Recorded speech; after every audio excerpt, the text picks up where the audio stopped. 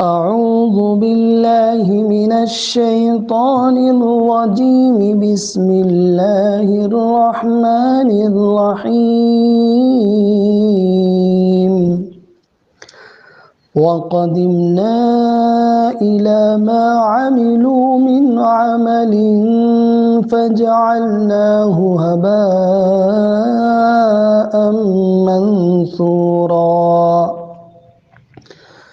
أصحاب الجنة يومئذ خير مستقرا وأحسن مقيلا ويوم تشقق السماء بالغمام ونزل الملائكة تنزيلا الملك يومئذ الحق للرحمن وكان يوما على الكافرين عسيرا ويوم يعض الظالم على يديه يقول يا ليتني اتخذت مع الرسول سبيلا يا ويلتى ليتني لم أتخذ فلانا خليلا لقد أضلني عن الذكر بعد إذ جاءني وكان الشيطان للإنسان خذولا وقال الرسول يا رب إن قوم اتخذوا هذا القرآن مهجورا وكذلك جعلنا لكل نبي عدوا من المجرمين وكفى بربك هاديا ونصيرا وقدمنا إلى ما عملوا من عمل فجعلناه هباء منثورا اور ہم بڑھیں گے ان کے اعمال کی طرف اور انہیں بکھرے ہوئے ذرات کی طرح بنا دیں گے۔ ہبا کہتے ہیں، آپ نے دیکھا ہوگا کہ روشن دان سے جو ذرات نکلتے ہیں ہوا میں اڑتے نظر آتے ہیں اس کو ہبا، بکھرے ہوئے، بے حیثیت، بے حقیقت، کہ ہم ان کے اعمال کی طرف بڑھیں گے۔ قدمنا، ہم آئیں گے، الاما، اس کی جانب جو کچھ انہوں نے کیا ہوگا، من عمل میں سے، یعنی ہم بڑھیں گے ان کے اعمال کی طرف۔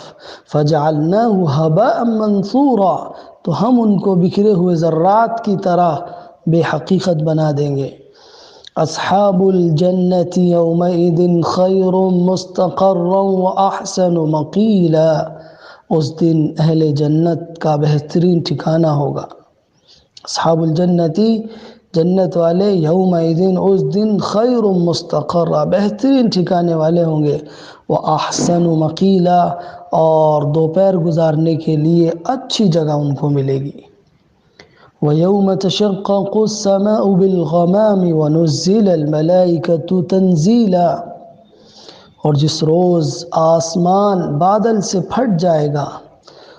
اور فرشتے اتارے جائیں گے، اس دن بادشاہی صرف اور صرف رحمان کی ہوگی۔ یوم تشقق السماء بالغمام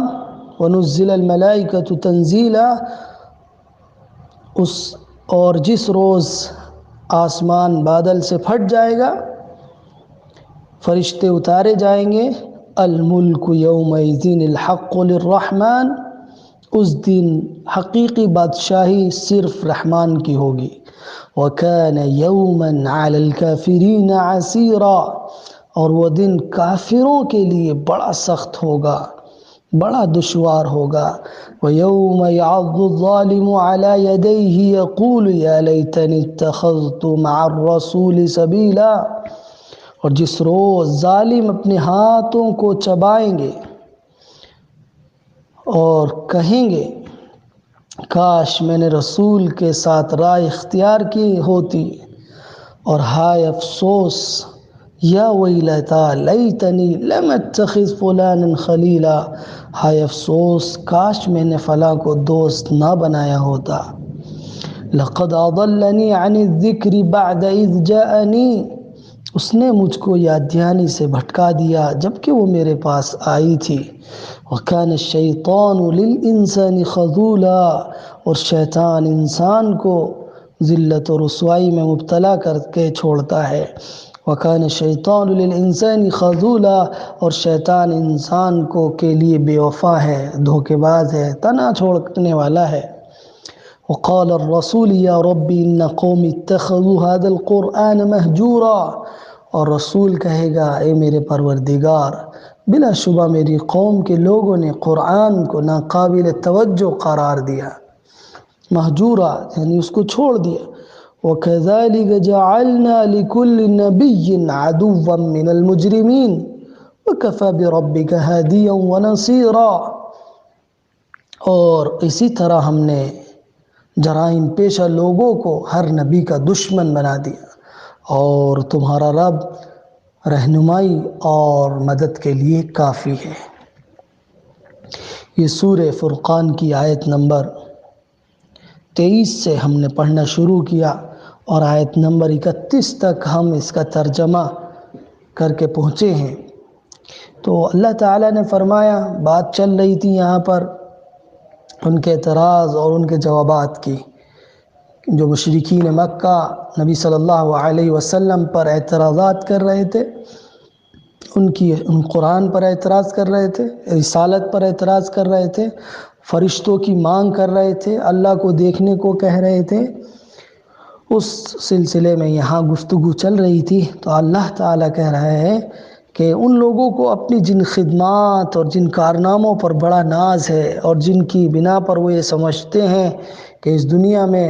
وہ ملک و قوم کے ہیرو مانے جاتے ہیں، اور آخرت کوئی چیز ہے تو وہاں بھی ان کو بڑے بڑے مراتب ملیں گے۔ وہ یہ سمجھتے ہیں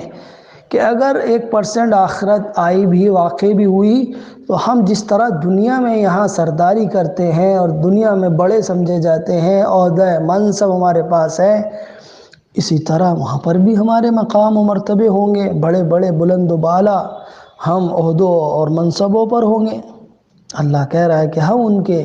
اعمال کو منتشر ذات بنا کر اڑا دیں گے، بے حقیقت کر دیں گے، ان کے اعمال کو بے حیثیت کر دیں گے، اس لیے کہ اللہ کہہ رہا ہے کہ ہمارے یہاں اس عمل کی کوئی قدر و قیمت نہیں ہوتی ہے جو ایمان کے، اخلاص کے اور شریعت کے مطابق نہ ہو۔ اللہ کے یہاں کوئی عمل قبول ہوتا ہے، پسندیدہ ہوتا ہے، اللہ کے یہاں وہ درج ہوتا ہے کہ اس پر اللہ اچھا اجر دے گا، تو اس کی شرائط ہیں۔ پہلی شرط ہے ایمان، دوسری شرط ہے اخلاص، اور تیسری شرط ہے اس کا آخری نبی کے طریقے کے مطابق ہونا ہے۔ یہ تینوں جب ایک جگہ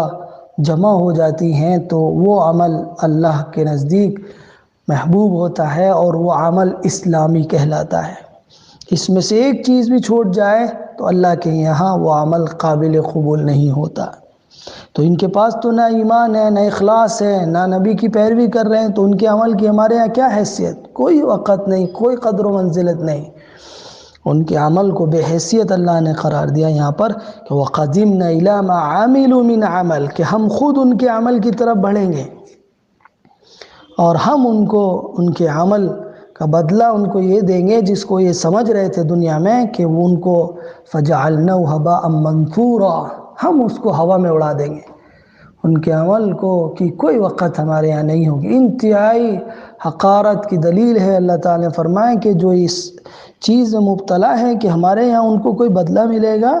ان کا بدلہ یہ ہے کہ ان کے اعمال کی کوئی حیثیت نہیں، ہمارے یہاں کوئی قدر و منزلت نہیں،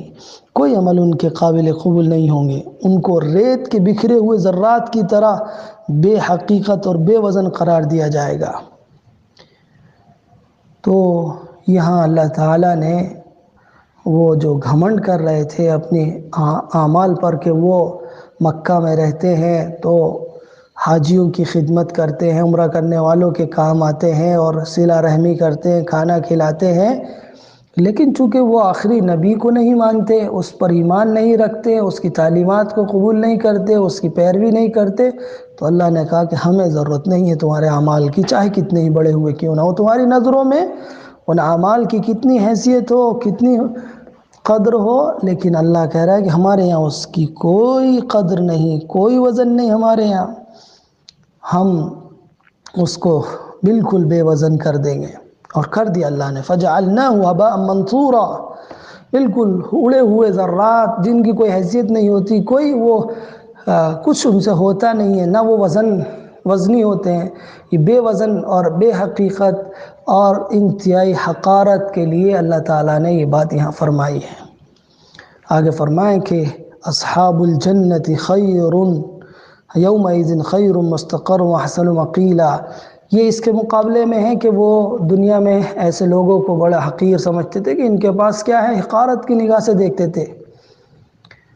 تو اس دن جن لوگوں کو یہ دنیا میں ایمان والوں کو، جنہوں نے عمل کیے ہیں، جو اخلاص والے تھے، جو اللہ کے رسول کے پیروکار تھے، ان کو یہ حقارت کی اور ذلت اور رسوائی کی نگاہ سے دیکھتے تھے، اللہ تعالیٰ اس دن بہترین ان کو ٹھکانہ اور اعلیٰ ترین جگہ ان کو عطا کرے گا۔ مقیل کے احسن مقیلہ مستقر ٹھکانے کو کہتے ہیں، اور مقیل دوپہر میں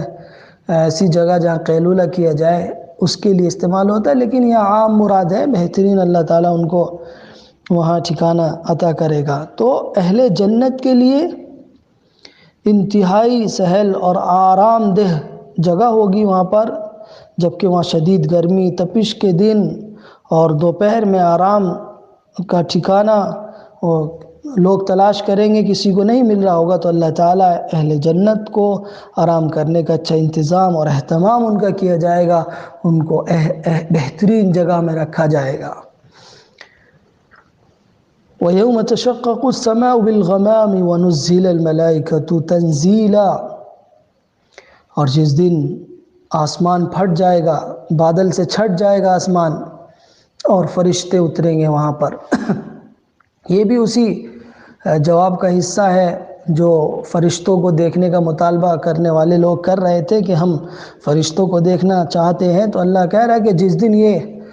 فرشتے، بادل پھٹے گا، آسمان بادل سے الگ ہو جائے گا، بدلی الگ ہو جائے گی، اور فرشتے اتریں گے کہ آج تم فرشتوں کو اترتا ہوا دیکھنا چاہتے ہو، اور اپنے آپ کو اس قدر مغرور اور گھمنڈی ثابت کرتے ہو کہ ہر شخص کے پاس فرشتہ آنے کی فرمائش کرنے لگے ہو۔ کل جب فرشتے اتریں گے تو آسمان پھٹ جائے گا، اور اس میں سے ایک بادل نمودار ہوگا، ایک گھٹا امٹ کر سامنے آئے گی، اور اس میں سے فرشتے نازل ہوں گے۔ اس دن کی کچھ فکر کر سکتے ہو تو کر لو، غرور اور گھمنڈ، کفر و شرک، اللہ سے بغاوت اور رسول کو جھٹلانے سے تو اس روز کی سختی میں اضافہ ہی ہوگا، نرمی تھوڑی پیدا ہو جائے گی۔ اس لیے اس دن سے ڈرایا جا رہا ہے کہ جس دن تم فرشتوں کو دیکھو گے تو تم حواس باختہ ہو جاؤ گے، اور تم بہت نا امید ہوں گے۔ اس لیے اللہ نے فرمایا آگے، الملک یومئذ الحق للرحمن، کہ اس دن، اس روز بادشاہی صرف اور صرف اللہ کی ہوگی، اور کس کی؟ رحمان کی ہوگی۔ کس کی ہوگی؟ اقتدار کس کا ہوگا؟ اللہ کا، صرف اللہ کا اقتدار اور بادشاہی ہوگی۔ دنیا کے تمام بادشاہ، حکمراں، تمام صاحب اقتدار لوگ وہاں نیست و نابود ہوں گے، کسی کی کوئی چیز چلنے والی نہیں ہے۔ بادشاہت تو اللہ کی اس وقت بھی ہے، لیکن اس وقت میں جو کچھ یہاں اللہ نے اختیار دے رکھا ہے، وہ اختیار بھی چھین لیا جائے گا اور ختم ہو جائے گا، اور صرف اور حقیقی بادشاہی اللہ ہی کی قائم ہوگی۔ یوں تو ہمیشہ سے اللہ ہی کی ہے، لیکن اس دنیا میں اس پر پردہ پڑا ہوا ہے، اس وجہ سے نادانوں کو مغالطہ ہو جاتا ہے، اور وہ اپنی خدائی کا ڈنکا بجانے لگتے ہیں، وہ یہ سمجھنے لگتے ہیں کہ یہ سب تو ہمارا ہے اور ہم ہی اس کے مستحق ہیں، لیکن وہ آخرت کی پیشی کو بھول جاتے ہیں۔ قیامت کے دن ہر شخص پر یہ حقیقت بالکل واضح ہو جائے گی کہ سارا زور اور سارا اختیار صرف رحمان کو ہوگا، اللہ کو ہوگا، اور کسی کو بھی کوئی اختیار وہاں حاصل نہیں ہوگا، کسی کی کوئی وہاں چلنے والی نہیں ہے۔ تو الملک اس وقت بادشاہت، الحق صحیح معنی میں بادشاہت للرحمن، رحمان کی ہوگی۔ وَكَانَ يَوْمًا عَلَى الْكَافِرِينَ عَسِيرًا، اور وہ اس دن کافروں پر بڑا دشوار ہوگا، بڑا سخت ہوگا، جو اس دنیا میں اللہ کو انکار کر کے، رسول کا انکار کر کے، قرآن کا انکار کر کے جائیں گے، ان کے لیے وہ دن بڑا سخت ہوگا۔ وہاں نہ کوئی رشوت قابل قبول ہوگی، کوئی ناجائز سفارش چلے گی، کسی کو کہیں سے کوئی امداد نہیں مل سکے گی، اور نہ کوئی دوسرا مجرم کے عوض گرفتاری میں آئے گا۔ سزا صرف مجرم ہی کو ملے گی۔ حق اور سچائی کو جھٹلانے والے کو اللہ تعالیٰ کیفر کردار تک پہنچائے گا، اور یہ ہے وہ دن جو اللہ ہی کا ہوگا اور اللہ ہی کی بادشاہی ہوگی۔ اس کا ہر فیصلہ حق و انصاف کے ساتھ ہوگا۔ وہ الرحمن بھی ہے، وہ جو فیصلہ بھی کرے گا اس میں ظلم و شدت کے بجائے رحم و کرم اور ترس کا فرما ہوگا۔ رحم کی بنیاد پر اللہ فیصلہ کرے گا۔ تو یہ لوگ اس دنیا میں اللہ کے ساتھ ناانصافی اور حق تلفی کر کے کہیں، ان کے ساتھ وہی سلوک ہوگا جو ان کا حق بنتا ہے۔ وَيَوْمَ يَعَضُّ الظَّالِمُ عَلَى يَدَيْهِ يَقُولُ يَا لَيْتَنِي اتَّخَذْتُ مَعَ الرَّسُولِ سَبِيلًا، اور جس دن ظالم شخص اپنے ہاتھوں کو کاٹ لے گا اور کہے گا کہ کاش میں نے رسول کے ساتھ کوئی تو راستہ اختیار کر لیا ہوتا۔ سبیل نکرہ استعمال کر کے اس کی افسوس اور حیرت ہوگی اسے کہ کاش کوئی تو کہیں کسی طرح تو میں نے رسول کی پیروی کر لی ہوتی۔ تو جس طرح آج بہت سے مومنین کو، مسلمانوں کو اللہ تعالیٰ بچا لے گا وہاں پر، تو وہ بھی سوچے گا کہ کاش میں بھی بچ جاتا، کوئی راستہ تو میں نے اختیار کر لیا ہوتا۔ اس لیے قیامت میں کافر لوگ، مشرک لوگ تمنا کریں گے کاش وہ بھی مسلمان ہوتے۔ ربما یود الذین کفروا لو کانوا مسلمین، کہ بعض اوقات وہ لوگ بھی تمنا کریں گے وہاں پر جنہوں نے کفر کیا ہے کہ کاش وہ اہل اسلام ہوتے، فرما بردار ہوتے، اللہ کے اطاعت و شعار بندے بن کر زندگی گزارتے۔ تو وہاں جو ظالم ہوں گے، جو آج محمد اور قرآن کی دعوت کو قبول نہیں کر رہے ہیں بلکہ کفر و شرک اور باطل پر اصرار کر رہے ہیں، کل ان ظالموں کے اپنے ہاتھ چبانا ہوں گے۔ وہ انتہائی مایوسی اور ندامت کے عالم میں اپنے ہاتھوں کو اپنے دانتوں سے کاٹیں گے اور حسرت بھرے الفاظ اور شرمندگی کے انداز میں کہیں گے، ہائے افسوس، ہائے افسوس، کاش میں نے رسول کا ساتھ دیا ہوتا اور اس کی دکھائی ہوئی راہ اختیار کی ہوتی۔ تو یہ ہاتھ کاٹنا انتہائی اظہار حسرت اور ندامت کی تعبیر ہے، اور یہ ہماری زبان میں بھی موجود ہے۔ اور ظالم سے مراد یہاں اپنی جان پر ظلم ڈھانے والا، یعنی ہر وہ شخص جس نے رسول کی مخالفت کی ہے اس نے اپنے اوپر ظلم ڈھایا ہے۔ کہ اللہ تعالیٰ فرما رہے کہ اس دن کا تصور کریں وہ لوگ جو آج رسول کو جھٹلا رہے ہیں، کہ آج اندھا بہرا بن کر رسول کی مخالفت کر رہا ہے اور اس طرح خود اپنی جان پر وہ ظلم ڈھا رہا ہے۔ نہایت حسرت کے ساتھ اپنے ہاتھ کاٹے گا اور کہے گا کاش میں نے اللہ کے رسول کے ساتھ اس کی بتائی ہوئی راہ اختیار کر لی ہوتی اور اپنی بدبختی سے فلاں کو اپنا دوست نہ بنایا ہوتا جس نے مجھے خدا کی یاد دہانی سے، جب کہ وہ میرے پاس آ چکی تھی، مجھے ہٹا دیا، گمراہ کر دیا۔ یا ویلتا لیتنی لم اتخذ فلانا، ہائے افسوس، کاش کہ میں نے فلاں کو دوست نہ بنایا ہوتا جس نے مجھے میرے پاس میرے فائدے کی چیز آنے کے بعد مجھے اس فائدے کی چیز سے، اس نصیحت سے، آخرت کی یاد دہانی سے غافل کر دیا، گمراہ کر دیا، اس سے مجھے ہٹا دیا۔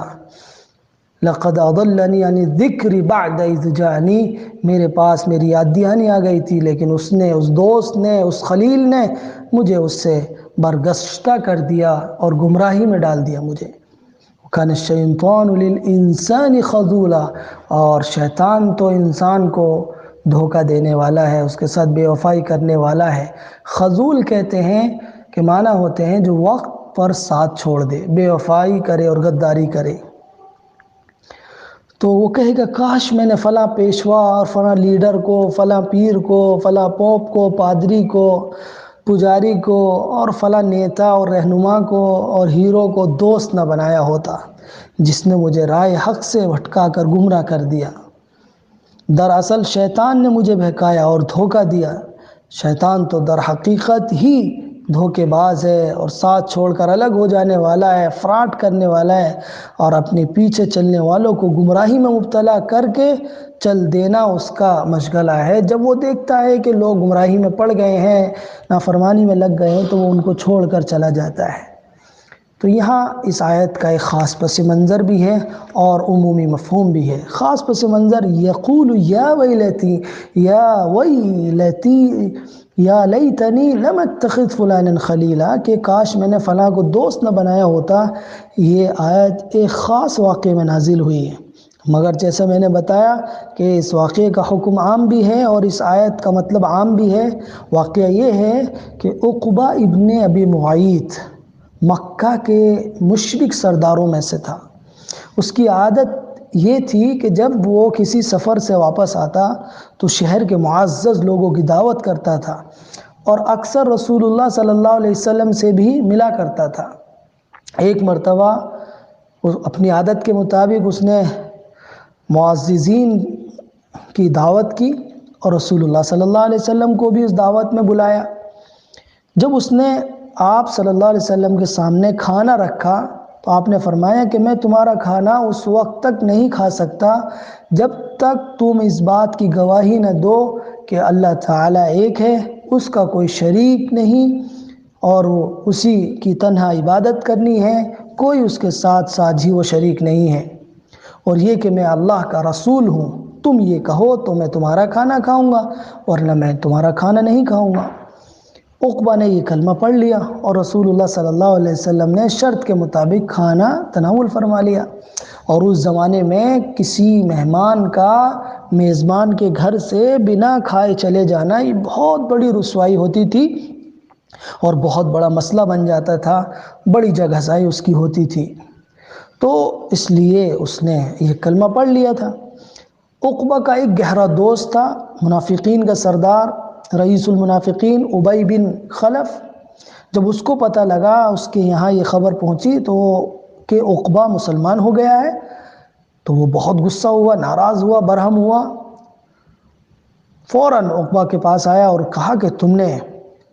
محمد کا دین قبول کر لیا ہے، مسلمان ہو گئے ہو۔ عقبہ نے عذر کیا کہ قریش کے معزز مہمان میرے گھر پر آئے ہوئے تھے، اگر وہ بغیر کھانا کھائے میرے گھر سے چلے جاتے تو میرے لیے بڑی رسوائی تھی، اس لیے میں نے ان کی خاطر سے یہ کلمہ کہہ لیا۔ ابی بن خلف نے کہا میں تیری ایسی باتوں کو قبول نہیں کروں گا جب تک تو جا کر ان کے اس بات کا انکار نہ کرے۔ اور یہ کمبخت بدبخت گیا اور اس نے یہ گستاخی کی اور پھر کر گزرا۔ تو اللہ تعالیٰ نے دنیا میں بھی ان دونوں کو ذلیل کیا کہ غزوہ بدر میں دونوں مارے گئے، عقبہ بھی مارا گیا اور ابی بن خلف بھی مارا گیا، ان دونوں کو قتل کیا گیا وہاں۔ اور آخرت میں ان کے عذاب کا ذکر اس آیت میں کیا گیا کہ جب آخرت کا عذاب سامنے دیکھے گا تو اس وقت ندامت اور افسوس سے اپنے ہاتھ کاٹنے لگے گا اور کہے گا کہ کاش میں نے فلاں یعنی ابی بن خلف کو دوست نہ بنایا ہوتا۔ تو یہ واقعہ خاص ہے، لیکن اس آیت کا مفہوم عام بھی ہے۔ عام یہ ہے کہ ہر وہ دوست جو راہ راست سے ہٹا دے وہ شیطان ہے۔ دیکھیے شیطان، شیطانہ اور اس کے معنی ہوتے ہیں خباثت کے بھی اور دوری کے بھی۔ تو ہر وہ شخص جو راہ حق سے دور کر دے وہ شیطان ہے۔ ہر وہ شخص جو راہ راست سے حق سے دور کر دے وہ شیطان ہے، چاہے وہ انسانوں میں سے ہو اور چاہے جنات میں سے ہو۔ اس لیے دوستی اپنی دیکھ بھال کر سمجھ کر کرنی چاہیے، اس لیے کہ آدمی جس کو دوست بناتا ہے بڑے سمجھ کر بناتا ہے۔ اس لیے اس کو وہاں افسوس نہ ہو کل قیامت میں کہ میں نے کن لوگوں کو دوست بنایا۔ اگر اچھے دوست ہوں گے تو کل قیامت میں کام آئیں گے۔ اس لیے کہ اللہ کے رسول صلی اللہ علیہ وسلم نے فرمایا کہ دوست اپنے دوست کے دین پر ہوتا ہے، تو تم دیکھو کہ کس کو دوست بنا رہے ہو۔ جس کے ساتھ اٹھتا بیٹھتا ہے آدمی، اس کے اثرات اس کی زندگی میں آتے ہیں، اور غیر شعوری طور پر آدمی اپنے ساتھی کے اثرات کو قبول کر لیتا ہے۔ تو دوستی بہت سوچ سمجھ کر، ہر وہ شخص جو ہمیں ناجائز کاموں پر لگائے، شریعت کی مخالفت سکھائے، جو ہمیں برائیوں میں مبتلا کرے، وہ ہمارا ہرگز دوست نہیں ہے، وہ دشمن ہے۔ اس کو دشمن کہا جا رہا ہے۔ وَكَانَ الشَّيْطَانُ لِلْإِنسَانِ خَذُولًا، شیطان انسانوں کے لیے بڑا بے وفا ہے، ساتھ چھوڑنے والا ہے۔ اور دوست تو وہ ہوتا ہے جو ہمیشہ ساتھ رہتا ہے، جو برائیوں سے بچاتا ہے، جو برائیوں سے نکالتا ہے،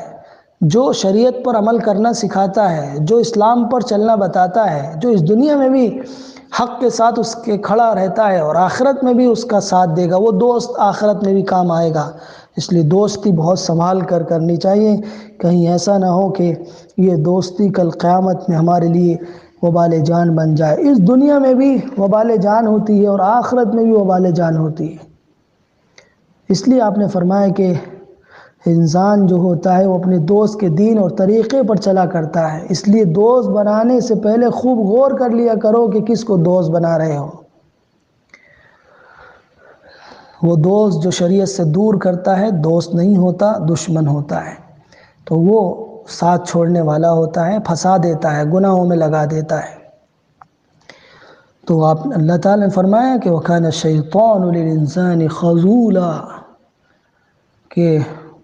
وہ شخص، وہ شیطان، چاہے انسانوں کی شکل میں ہو یا جنوں کی شکل میں ہو، وہ انسان کو گمراہی میں لگا کر الگ ہو جاتا ہے، اس کا ساتھ چھوڑ دیتا ہے، اور پھر اس کو گناہوں کی ایسی عادت ہو جاتی ہے کہ اس کی گھٹی میں پڑ جاتی ہے، اور پھر وہ اس کو چھوڑنے والا نہیں ہوتا۔ تو انسان کہے گا کہ کاش میں نے فلاں کو دوست نہ بنایا ہوتا، فلاں کے چکر میں نہ پڑا ہوتا۔ وقال الرسول یا رب ان قوم اتخذوا هذا القرآن مہجورا، اور رسول کہے گا کہ میرے رب، یہ میری قوم ہے جس نے قرآن کو جھٹلا دیا ہے، قرآن کو چھوڑ دیا ہے، قرآن کو پس پشت ڈال دیا ہے، اس کو پڑھتے نہیں ہیں۔ وہ قرآن کے ساتھ ان کا معاملہ یہ ہے کہ قرآن چھوٹا ہوا ہے، قرآن کے ساتھ ان کی وابستگی نہیں ہے۔ تو رسول سے کہ قال الرسول سے مراد یہاں نبی صلی اللہ علیہ وسلم ہی ہیں۔ کہیں گے، وہ وہاں پر شکوہ کریں گے کہ ایک طرف تو قرآن کو جھٹلانے والے خود اپنی بدبختی پر اپنے سر پیٹیں گے، ایک طرف ان کا انجام، ابھی دوسری طرف نبی صلی اللہ علیہ وسلم اپنے رب سے شکوہ کریں گے کہ میرے رب، میں نے تیری کتاب پوری دلسوزی کے ساتھ اپنی اس قوم کے سامنے پیش کی، لیکن ان لوگوں نے اس کی کوئی قدر نہیں کی، بلکہ نہایت ناقدری کے ساتھ اس کو ٹھکرایا۔ اب آپ سمجھ لیجئے کہ ایک طرف تو ان کی پہلے ہی بدبختی اور وہ دن ان کے لیے مشکل ہوگا، اور دوسری طرف رسول اللہ صلی اللہ علیہ وسلم کا یہ شکوہ ان کے بدبخت ہونے میں آخری کیل ٹھوک دے گا۔ اس کے بعد ان کے لیے زبان کھولنے کی کوئی گنجائش باقی نہیں رہ جائے گی، اور اللہ تعالیٰ کا ان پر سخت عذاب نازل ہوگا، سخت اللہ کی پکڑ ان پر آئے گی، اس لیے کہ انہوں نے قرآن پر ایمان نہیں رکھا، رسول کی باتوں کو نہیں مانا، قرآن کے ساتھ مذاق اڑایا، قرآن کی تعلیمات کا مذاق اڑایا اور اس پر ایمان نہیں لائے، تو ان کا حشر آخرت میں یہ ہوگا، ان کا کہ قرآن کو جھٹلانے والوں کا انجام بہت برا ہوگا۔ اس کے بعد اب یہ تو رسول اللہ ان سے کہیں گے، لیکن اس میں یہ بات بھی ہے کہ کہیں اہل ایمان نے تو اس قرآن کو نہیں چھوڑ دیا ہے، اس قرآن سے ان کی دلچسپی ختم تو نہیں ہو گئی ہے۔ تو قرآن کو چھوڑنے کی مختلف شکلیں ہیں، مختلف صورتیں ہیں۔ ایک یہ بھی ہے کہ قرآن کو چھوڑنا ہی ہے کہ قرآن کو سنا ہی نہ جائے، جیسا کہ کفار مشرکین کرتے تھے، وَقَالَ الَّذِينَ كَفَرُوا لَا تَسْمَعُوا لِهَذَا الْقُرْآنِ وَالْغَوْا فِيهِ لَعَلَّكُمْ تَغْلِبُونَ، وہ کہتے تھے کہ اس قرآن کو مت سنو، تو ایک شکل تو یہ ہے کہ قرآن کو سنا ہی نہ جائے، جیسے کفار و مشرکین کرتے تھے، قرآن کو سنتے نہیں تھے، یہ بھی چھوڑنا ہے۔ دوسری شکل چھوڑنے کی یہ ہے کہ قرآن سنا تو جائے لیکن اس پر ایمان نہ لائیں، یہ بھی چھوڑنا یہ کہ ایمان لانے کے باوجود اپنا ذہن و فکر، اپنی عادت و اخلاق، اپنی معاشرت اور سیاست و اجتماعیت کو اس کے مطابق نہ ڈالا جائے۔ پہلے نمبر پر اس کو سنا ہی نہ جائے، دوسرے نمبر پر سننے کے باوجود ایمان نہ لایا جائے، تیسرے نمبر پر چھوڑنا یہ بھی ہے کہ سنا لیکن اس کے مطابق عمل نہیں کرتے، اور چوتھا یہ کہ زندگی کے گوشوں اور میدانوں میں اس پر عمل نہ کیا جائے، یہ بھی قرآن کو چھوڑنا ہی ہے۔ اور ایک یہ بھی چھوڑنا ہی ہے کہ اس کی تلاوت نہ کی جائے، اور ایک یہ بھی چھوڑنا ہی ہے کہ صرف الفاظ ہی کی تلاوت کی جائے اور اس کے معنی، مفہوم اور اس کے مدعا کو سمجھنے کی کوشش نہ کی جائے، اس میں غور و فکر نہ کیا جائے، اس میں تدبر نہ کیا جائے، یہ بھی چھوڑنا ہی ہے۔ اور یہ بھی قرآن کو چھوڑنا ہی ہے کہ اس کے فیصلے کو نہ مانا جائے، اس سے فیصل اس کو قرار نہ دیا جائے، قرآن کو اپنے درمیان میں ایک جج کی حیثیت سے، ایک فیصلے کی حیثیت سے نہ رکھا جائے۔ اپنے مقدمے، اپنے فیصلے عدالتوں میں لے جائے جائیں، غیر قانونی طور پر غیر قرآنی قوانین نافذ جہاں ہوتے ہیں وہاں اپنے فیصلے کیے جائیں، اور قرآن سے اپنے فیصلے نہ کیے جائیں، یہ بھی قرآن کو چھوڑنا ہی ہے۔ تو مختلف شکلیں قرآن کی ہیں کہ غرض کہ قرآن پر ایمان لانا بھی ضروری ہے، قرآن کے مطابق فکر و نظر بنانا بھی ضروری ہے، قرآن کے مطابق زندگی کے تمام شعبوں میں عمل کرنا بھی ضروری ہے، اور قرآن میں غور و فکر بھی ضروری ہے، قرآنی احکام و قوانین کے مطابق فیصلہ کرانا بھی ضروری ہے، قرآنی نظام قائم کرنا، قرآنی پرسن لا، قرآنی ملک کی قوانین، قرآن کے دیوانی اور فوجداری قوانین کا نفاذ، یہ بھی ضروری ہے۔ ہر پہلو سے قرآن کو اپنی زندگی میں نافذ کرنا، اور اگر ہم اس کو چھوڑتے ہیں تو وہ چھوڑا ہوا ہی مانا جائے گا۔ تو ایک شکل تو وہ تھی جو کفار قریش و مکہ کرتے تھے کہ اس کی تعلیمات پر عمل نہیں کرتے تھے اور اس پر ایمان نہیں رکھتے تھے، اور ایک شکل یہ کہ ایمان تو رکھتے ہیں ہم لوگ لیکن اس کی تعلیمات کو نہیں مانتے ہیں، اس کو اپنی زندگی میں نافذ نہیں کرتے، یہ بھی چھوڑنا ہی ہوا۔ اللہ تعالی حفاظت فرمائے ہم سب کی، کہ اس لیے کہ قرآن کے ذریعے سے اس قوم کو عروج عطا ہوگا، اور قرآن کے پر عمل کر کے اس امت کو عروج ملے گا، ترقی ملے گی، اور قرآن پر عمل نہ کرنے کی وجہ سے اس امت کو زوال ملے گا، اور یہ امت نیچے چلی جائے گی، اور پھر اس کو ذلت و رسوائی کا سامنا کرنا پڑے گا اس دنیا کے اندر۔ آخرت میں جو ہوگا وہ تو ہوگا ہی۔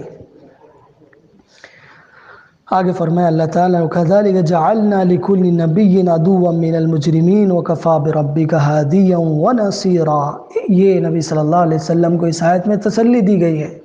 کہ یہ لوگ ہیں جو تمہاری مخالفت کر رہے ہیں اور تمہاری پر ایمان نہیں رکھتے، تمہیں جو ہے برا بھلا کہتے ہیں، اعتراضات کرتے ہیں، تو یہ کوئی نئی بات نہیں ہے، آپ کو گھبرانے کی، پریشان ہونے کی کوئی بات نہیں ہے، یہ انبیاء کی تاریخ میں ہوتا چلا آیا ہے۔ ہر دور کے مجرمین نے اسی طرح اپنے رسولوں کی مخالفت کی ہے۔ تو یہاں پر لفظ مجرمین استعمال کیا اللہ تعالیٰ نے، اس سے مراد ہر وہ گمراہ ہے جو بڑے لیڈر ہوتے ہیں ان کے لیے استعمال ہوا ہے، جن کا رویہ یہ ہوتا ہے کہ وہ رسول کے خلاف ایک پروپیگنڈا کرتے ہیں، پورا مشن جاری رکھتے ہیں اور دوسرے لوگوں کو بھی اس ملوث کرتے ہیں۔ تو یہی جرائم پیشہ لوگ ان تمام فسادات کے ذمہ دار ہوتے ہیں جن کی نبی اصلاح کرنا چاہتا ہے، جن فساد کو نبی دور کرنا چاہتا ہے، یہ اس فساد کو برپا کرنے والے ہوتے ہیں۔ تو اسی وجہ سے وہ نبی کی دعوت کو سننا نہیں چاہتے، اس کو برداشت نہیں کرتے، بلکہ تمام اپنے اوچھے ہتھیاروں سے اس کی مخالفت کے لیے اٹھ کھڑے ہوتے ہیں۔ لیکن نبی صلی اللہ علیہ وسلم نے کہا کہ تم اطمینان رکھو، تمہارا رب ہر مشکل میں تمہاری رہنمائی کرے گا اور مدد کے لیے کافی ہوگا، تمہیں گھبرانے کی، ڈرنے کی اور پریشان ہونے کی ضرورت نہیں ہے، اور نہ ہی ان بدبختوں سے گھبرانے کی ضرورت ہے، ان کے اعتراض سے اپنے کو دل چھوٹا کرنے کی ضرورت ہے۔ تو اللہ تعالیٰ نے آپ صلی اللہ علیہ وسلم کو اس آیت میں تسلی دی، تشفی دی، اور دو حقیقتوں کو یہاں کا اظہار بھی کیا اللہ تعالیٰ نے، کہ پہلے نمبر پر ہادیاً، وہ آپ کی رہنمائی کرے گا، اس کا مطلب یہ بھی ہے کہ آپ کو کی رہنمائی کرے گا کہ آپ کو کس وقت کیا کرنا ہے۔ دوسرا یہ کہ انہی لوگوں میں سے کچھ لوگوں کو اللہ ہدایت دے دے گا اور وہ تمہارے ساتھ ہو جائیں گے، تمہیں گھبرانے کی ضرورت نہیں۔ وَنَصِيرًا، اور اللہ تعالیٰ تمہاری مدد کرنے والا ہے۔ تو یہ دو حقیقتیں ہیں کہ آپ ان کو اپنے سامنے رکھیں۔ ایک یہ کہ مخالفتوں کا طوفان ہے، کفر و انکار کا سیلاب ہے، دشمنیوں کی آندھی صرف آپ ہی کے لیے نہیں اٹھ رہی ہیں، بلکہ ہم نے آپ سے پہلے تمام نبیوں کے لیے بھی اس طرح کے جرائم پیشے لوگوں کو دشمن بنا دیا تھا۔ تو یہ ہماری حکمت و مصلحت کا اصول ہے کہ اہل حق کو آزمایا جاتا ہے اور کشمکش حق و باطل برپا کی جاتی ہے، مصائب آتے ہیں، مشکلات ہوتی ہیں، ظلم و ستم اور مخالفتیں ہوتی ہیں، دشمنیوں کی بھٹی سے جو لوگ تپ کر نکلتے ہیں، ایسے ہی لوگ سچے اہل ایمان ہوتے ہیں۔ جفا کش اور سرفروش اور قربانیوں کے بغیر کام کے آدمی تیار نہیں ہوتے، اس لیے تمام باطل پرست پنجے جھاڑ کر اہل حق کے پیچھے پڑ جاتے ہیں۔ ہمیشہ ایسا ہوا ہے، تمہارے ساتھ یہ معاملہ کوئی نرالا نہیں ہے۔ اور دوسری بات یہ کہ میں نے تمہیں رسول بنا کر تم پر قرآن اتارا ہے، تمہیں تمام باطل پرستوں کے مقابلے میں کھڑا کر کے اور تمہارے ذریعے حق و باطل کو ختم، حق و باطل کی یہ کشمکش ہے، اس میں حق کو غالب کرنا ہے تمہارے لیے۔ تو میں تمہیں تنہا نہیں چھوڑوں گا، تمہیں کبھی اکیلا نہیں چھوڑوں گا، بے یار و مددگار نہیں چھوڑوں گا، تمہارا ساتھ دوں گا اور تمہاری ہی تحریک آگے بڑھے گی، تم ہی فتح یاب ہوگے، تمہاری رہنمائی ہوگی۔ اس لیے اللہ سے مایوس نہ ہو، اور یہ جو اعتراض کر رہے ہیں ان کو سب کو ختم کر دوں گا۔ تو اللہ تعالیٰ اس طرح اپنے نبی کی مدد کرتا ہے اور تمام انبیاء کی مدد کرتا ہے، اور ہر دور میں حق کی مخالفت کرنے والے لوگ موجود رہتے ہیں، اور اللہ تعالیٰ اس کے ذریعے سے اہل حق کو آزماتا ہے اور ان کی کوششوں کو دیکھتا ہے کہ وہ کہاں تک اللہ کے لیے قربانیاں دیتے ہیں اور جد و جہد کرتے ہیں، اور وہ ان فسادیوں کا ڈٹ کر مقابلہ کرتے ہیں، اور پھر کامیابی انہی لوگوں کو ملتی ہے، اس لیے کہ اللہ تعالیٰ ان کی رہنمائی کرنے والا ہے، اللہ مدد کرنے والا ہے۔ تو جو نبی کے راستے پر کوششیں کرتا ہے، محنت کرتا ہے، اور اسی راستے پر